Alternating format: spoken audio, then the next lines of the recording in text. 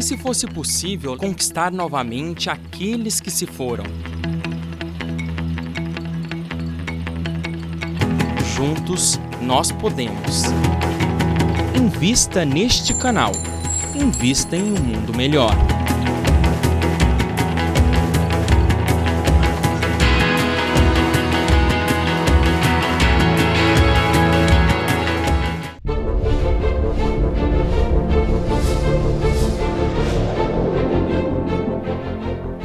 Estamos de volta com a terceira e última parte do nosso programa. Lembrando a você que você pode fazer pedido das nossas obras, analisando as traduções bíblicas, o Sermão do Monte. Está se aproximando o final do ano, é o momento de dar um bom presente a um amigo, a Didaquê, Bereshit, Deus e a Criação, o Evangelho, o Cristianismo Primitivo e Comunidade do Caminho, que é cada um livro desse, é como se fora uma sequência da primeira, da segunda e da terceira revelação.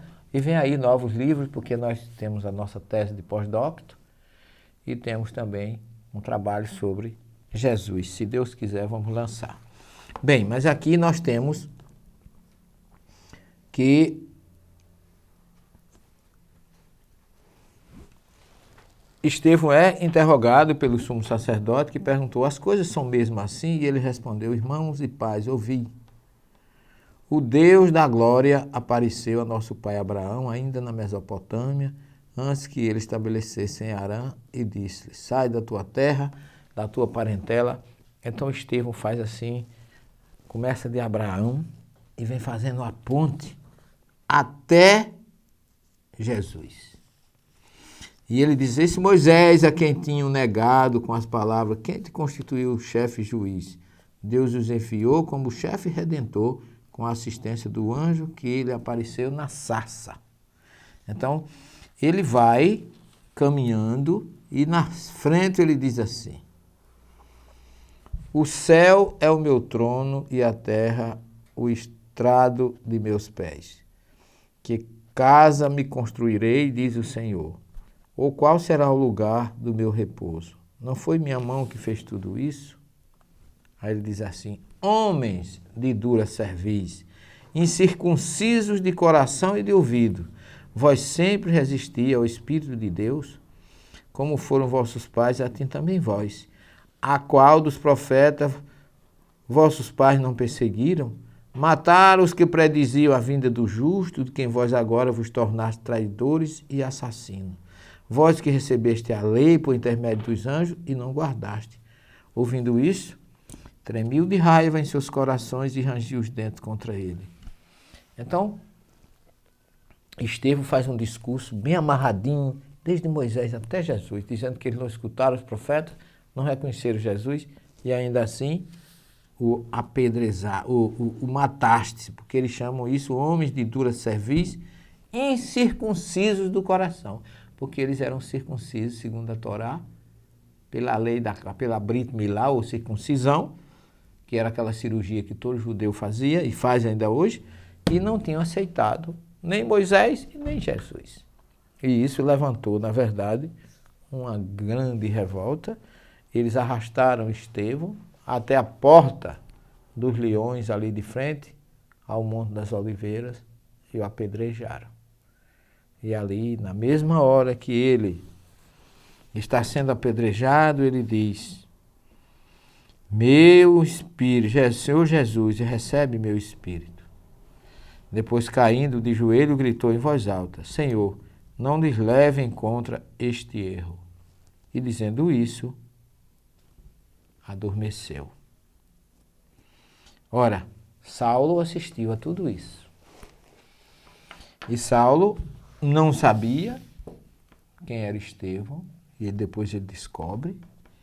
E Saulo, então, entra num processo, ele entra assim numa espécie de parafuso, a sua consciência começa a arder, e se eu estiver errado, e as coisas começam a acontecer, porque Estevão era irmão da noiva de Saulo, Abigail, que também depois morre de desgosto, e Saulo entra numa situação muito forte, e pede licença ao sumo sacerdote, porque, como está escrito no livro de Atos, Saulo, cheio de ódio, perseguia a todos, e ele recebeu do sumo sacerdote uma licença. Ele, respirando ameaça de morte contra os discípulos de Jesus, dirigiu o sumo sacerdote, pediu cartas para a sinagoga de Damasco, a fim de poder trazer para Jerusalém os que lá se encontrassem pertencentes ao que chamavam naquela época comunidade do caminho. Não importava se era homem ou se era mulher.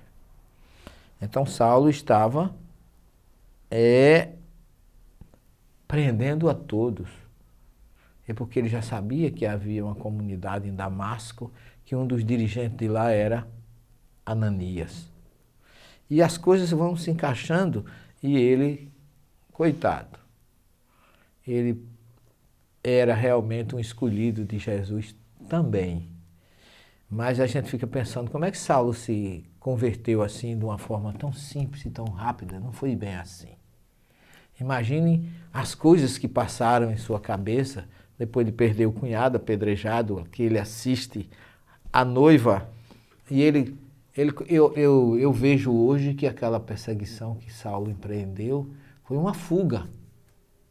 Porque bate-lhe uma consciência, alguém vê alguém morrer os seus pés assim, e da forma como as coisas aconteceram, aquilo deu vamos usar a expressão, não é bem teológica nem cristã, mas dá para a gente entender, deu um nó assim na cabeça do Saulo. E ele então parte para Damasco, só que ele era um grande médium. E já estava no programa de Jesus que Saulo seria a pessoa realmente importante para levar sua mensagem para a Ásia Menor, ou Anatólia, que é uma faixa de território que fica entre o Mar Negro e o Mar Mediterrâneo e que liga a Ásia ao velho continente ou à Europa. Por isso que se chama de Ásia Menor ou Anatólia. Então Jesus já tinha no projeto dele, no programa dele, convocar aquele homem que era doutor da lei, versado em Torá, conhecia hebraico, grego, latim, era figura culta, cidadão romano, politicamente, espiritualmente, teologicamente, era o homem ideal para o projeto de Jesus. Mas a figura de Saulo vai ser muito mais explorada por nós em futuros programas. Hoje nós ficamos por aqui porque não temos mais tempo. Não deixe de pedir as nossas obras pelo telefone aqui em João Pessoa, 3222-5986, ou diretamente em São Paulo com o 2409-1540, com o Mário Suriano na Sinal Verde, ou então com a nossa querida Candeia Boa Nova, lá no interior de São Paulo. Faça os seus pedidos e dê um bom presente de Natal a um amigo, e também juntos vamos estudar nossas obras para que a gente possa se sentir mais perto de Jesus. Fiquem com eles. Até o próximo programa e muita paz.